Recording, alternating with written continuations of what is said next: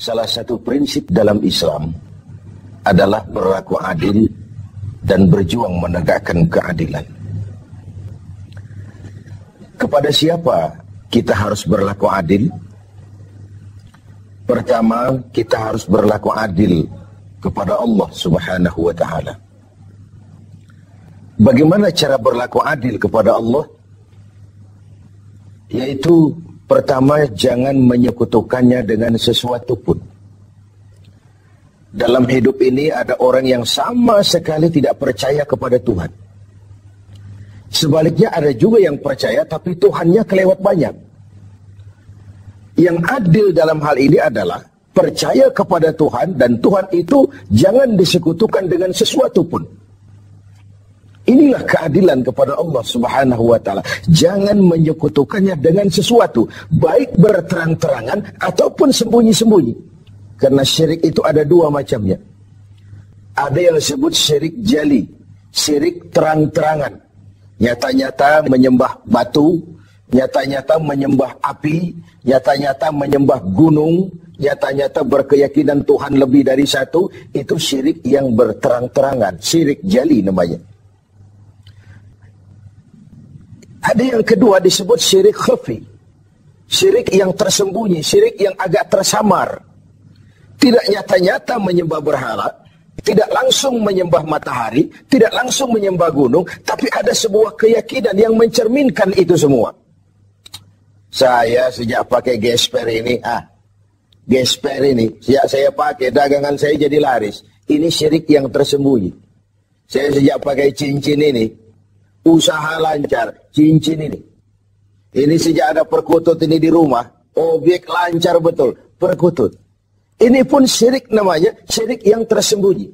Jangan menyekutukan Allah dengan sesuatu, baik yang berterus terang maupun yang tersamar. Kemudian yang kedua adil kepada Allah adalah tidak menyembah kecuali hanya kepadanya.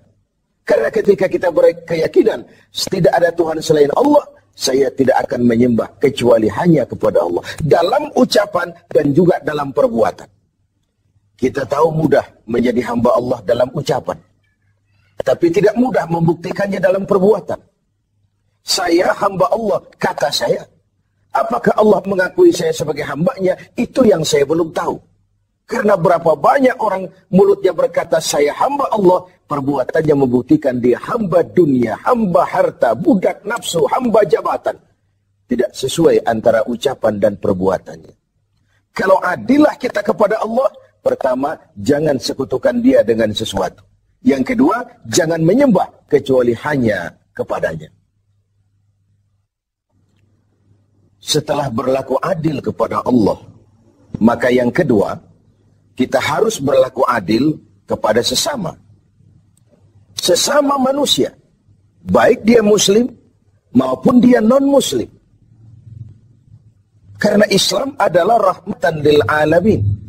Jangankan lagi dia manusia walaupun berbeda agama. Binatang sekalipun, tumbuh-tumbuhan sekalipun, mendapat rahmah dan perlindungan dari sebab turunnya Islam ini. Jadi perbedaan agama bukanlah alasan untuk bertolak belakang. Sedemikian tegas sampai Rasul mengajarkan, man adza zimmiyan faqad adzani. Barang siapa yang mengganggu orang kafir zimmi, orang kafir yang mau hidup damai dengan umat Islam, siapa yang mengganggu mereka sama dengan mengganggu aku. Siapa yang menyakiti mereka sama dengan menyakiti aku. Kita berbeda agama dan kita sepakat untuk itu. Kita juga bukan pemilik kebenaran lalu mengklaim yang lain sebagai salah semua. Sah saja orang berkeyakinan cuma agama yang benar, tapi tidak otomatis dengan seiring itu lalu dia menghina yang lain. Menghina itu sama dengan menghina Rasul. Oleh karenanya, kepada non-muslim, kita harus berlaku adil. Kalau mendengar syariat Islam, sementara ini kan kita seperti mendengar suara petir, melihat monster, yang terbayang itu pancung, gantung. rajam, tanpa kita melihat hukum kausalnya, sebab akibatnya. Padahal watak syariat Islam itu, barangkali itulah yang kita dambakan selama ini. Kenapa? Pertama, syariat Islam itu al-musawat bainan nas fi takalifil ahkam. Semua orang sama dalam berhadapan dengan hukum. Bukankah ini masyarakat yang kita dambakan? Bukankah ini masyarakat yang mau kita bangun? Di mana tidak ada warga negara kelas 1. Di mana hukum berlaku secara sama. Di mana tidak ada warga negara istimewa. Di mana hukum tidak berjalan seperti pisau, tajam ke bawah tapi tumpul ke atas. Syariat Islam memandang semua sama di depan hukum. Dan sejarah membuktikan itu. Bagaimana seorang Ali bin Abi Thalib ketika menjadi khalifah, berperkara dengan seorang Nasrani. Dan Imam Ali kalah di pengadilan Islam. Seorang khalifah berperkara dengan seorang Nasrani dan kalah di pengadilan Islam. Itulah syariat. Seorang gubernur, Amr bin As, kalah di pengadilan berperkara dengan seorang Yahudi. Ini semua potret bahwa di depan syariat semua orang sama dalam berhadapan dengan hukum. Yang kedua, watak syariat itu at-tadrij fit tasyri'. Ada tahapan dalam melaksanakan syariah itu. Ada tahapan.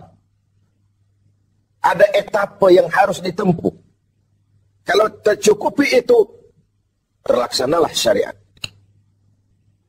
Mula-mula tentang minuman keras, Quran cuma memberikan warning.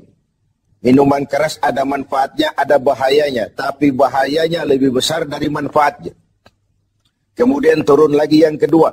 La taqrabus salata wa antum sukara. Jangan dekati solat kalau kamu mabuk. Setelah kondisi sosialnya siap, masyarakat sudah tidak kaget lagi, baru turun vonis. Arak, minuman keras, judi, najis, kotor, perbuatan setan. Jauhi kalau kamu mau jadi orang yang beruntung. Itu yang disebut at-tadrij. Ada tahapan.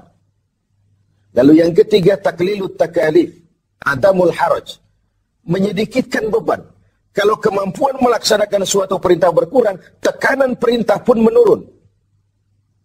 Puasa yang sedang kita kerjakan ini hanya bagi yang cukup syarat. Berkurang syarat, berkurang juga tekanan perintah.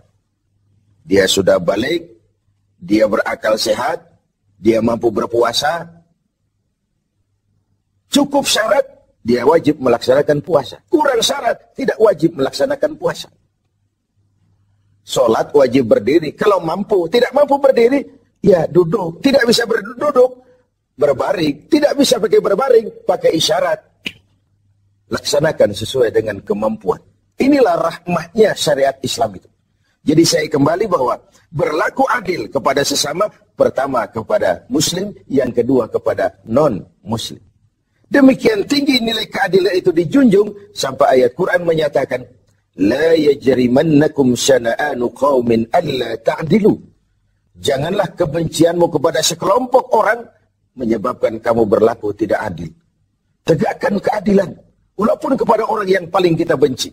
Kebencian bukan alasan untuk berlaku tidak adil.